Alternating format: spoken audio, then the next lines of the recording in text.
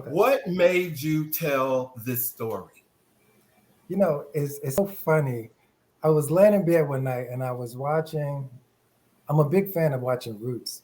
I just love watching, those type of stories because I'm so intrigued by our ancestry and what our ancestors went through.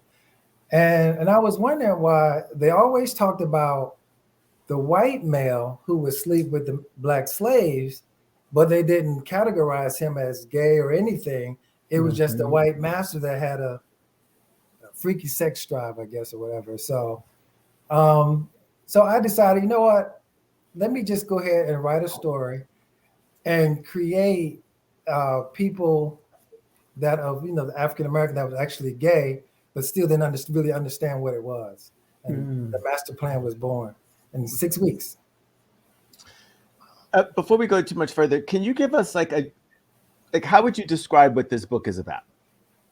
Well, it deals with Sable, who's a field hand, who's determined and doesn't believe that black people should be property and deserve to be free.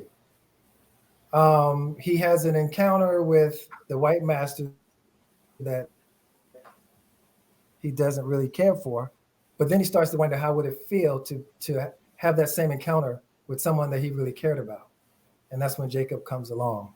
Now Jacob is another character who had a lover, and the lover left him to run to freedom, and so their lives were just kind of like thrown together. Okay. Now, Dwayne, you've been writing several books, and even Alvin said that you've been writing since 1992. But when did this all originate? When you first put pen to paper, and what made you want to be a writer?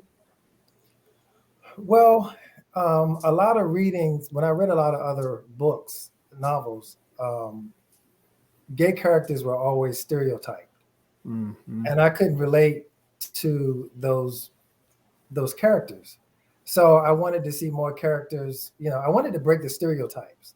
So my main reason for writing is to get people to understand that, we are much more than doing hair, wearing dresses. There's so many aspects of the gay life. And I wanted to kind of educate.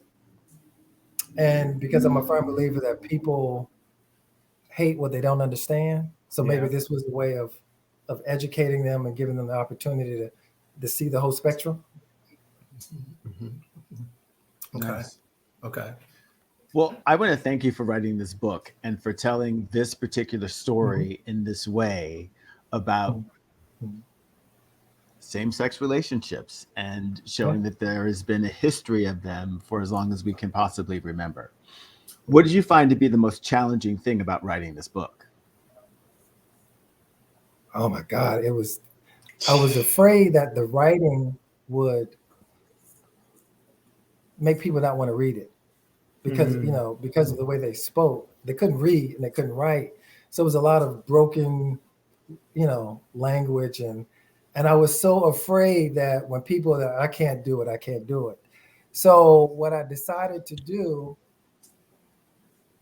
writing the book, I decided when the slaves were actually talking, I would give it that heavy dose of that dialogue, but then when the narrative came, it would be more modern with sprinkles of the language, put in there, so it was easier. It made it easier reading. I have to tell you, I'm just going to clue people in. There's one word in particular that comes up a lot. Yes. Whenever I read it, I just had to giggle. It was chirins. Oh, chirins. So if you think you might know what chirins is, you can write that in the comments. But chirins is a recurring there's word. actually a urban dictionary where you can also use that will give you a lot of the words that they were using back during that time. Really? So you can just go in and type it in, and it'll tell you what word was probably used in slavery. Yeah. So that helped me out a lot. Okay. And like I said, that was the joy for me in reading the book. I mean, actually trying to figure out how to say those words and stay connected to the book. And you did such a good job at making sure that happened. Right. And it kept me fully engaged from the first page to the last page. Yes. Right. So, yeah, that was great.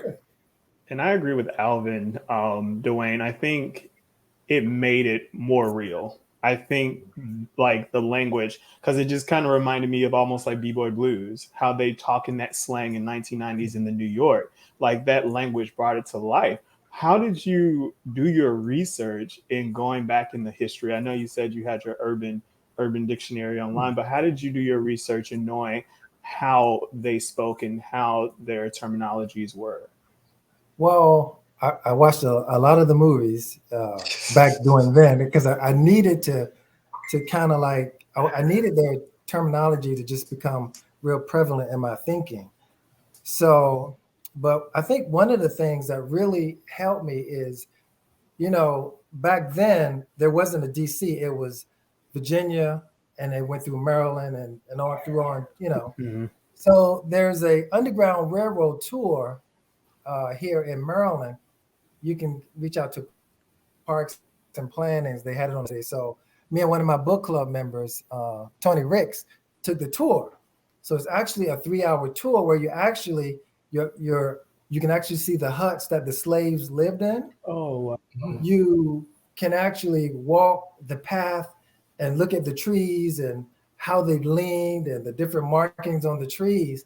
And I think the thing that really resonated with me was when I looked up at the sky, and then I thought 100 years ago, somebody else was in this spot looking at that same sky. Yeah. And here it is. I'm comfortable, but they probably were fearful and didn't know whether they were going to live. And